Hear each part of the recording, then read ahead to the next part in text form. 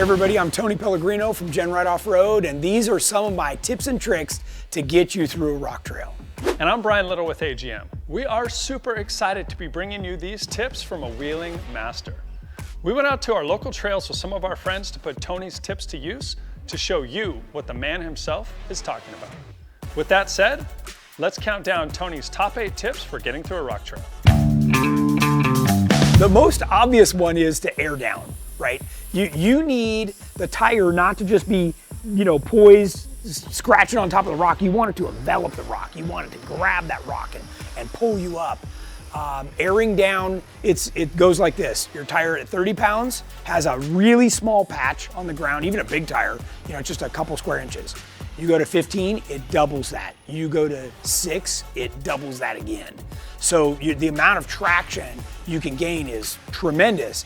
And in a lot of four-wheel drives, they've also got a transfer case that lowers the gears. Well, you need that extra traction or the torque will simply just spit it out.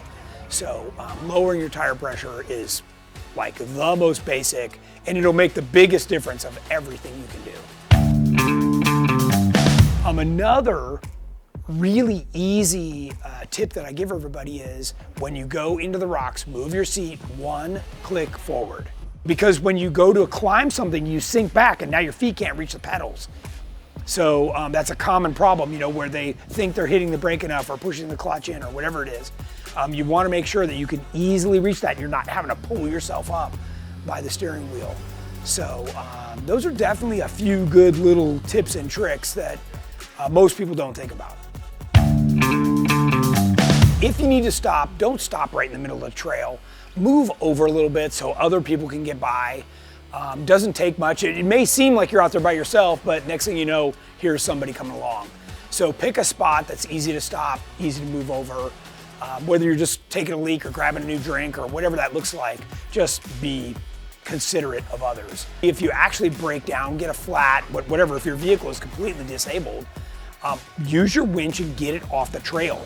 Or be ready with the strap so when the next person comes up, they can help get you off. Or jumper cables, or whatever your issue is, make it easy for the next guy to help you out so that you're not like standing there talking about it. You're like, hey, all I need is you to pull up and boom, we're out of here. Can I get a jump? Y'all want to get jumped? Yeah. One important thing that I always tell everybody that joins me out on a trail is remember, 1 rotation of your tires, just 1, all the traction's gone. So if you feel you hit something, you better really think about it before you just apply the gas, okay? Because a lot of the time when you gas it, it's gone several rotations, so that means any chance you have of even backing up is now gone. So let's talk about when you get stuck, right?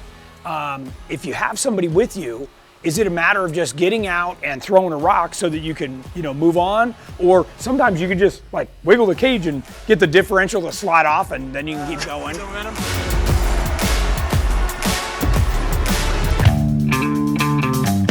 When you get in the rocks, common sense would tell you if the guy in front of you just got stuck, don't go that way. If the guy in front of you made it, you might want to pay attention and follow him. I can't tell you how many times in a race after we pass somebody, the guy will be like, man, you got by me and you just kept going through the rocks and I never saw you the rest of the day. And I asked him, why didn't you just follow me? Like, hello, I had the right line. And it literally never even dawned on him like, yeah, I should have just turned a little more and stayed right where you were. But it happens, right? If you're wheeling with me, here's what I will tell you, right? Because what'll happen is I'll pull up to an obstacle, I'll get through it, and then I ask everybody behind me, like, did you see my line? Well, no, I didn't see your line. Well, you know why you didn't see my line? Because you didn't get your butt out of your vehicle and walk up and watch what I did. So a good four-wheeler will always hop out the moment it stops, go, what did this guy just do? Did he move over half an inch? Like where were his tires? You really need to pay attention to that because like half inch is a lot in you making it or not. Other stuff in the rocks is, if you're gonna take a chance, be ready to get out and winch, right? Like, or have somebody pull you back or whatever that looks like. Just know that you've got to understand the capabilities of your vehicle. And if you don't understand the capabilities of your vehicle, maybe you need to go somewhere else and try practice, right, before you actually get out there and really get stuck or break something.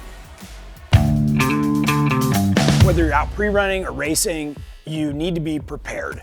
So have supplies. So if you do break down, you're not going to starve, die, whatever that looks like, be uncomfortable in any way. You ready to go jeeping? I'm ready. This thing needs some new battle scars. What'd you bring? I brought a D-ring, rope, no winch, some tools, some spare fluids. Nice. Yeah, we'll see how it goes. I like What'd it. you bring? Probably lunch. Bring something to eat, something to drink. Along with the preparedness is fluids, toe straps, shackles or soft shackles, D-rings, anything to kind of recover yourself. Be prepared. That is super, super important, that you have everything you need ready and accessible.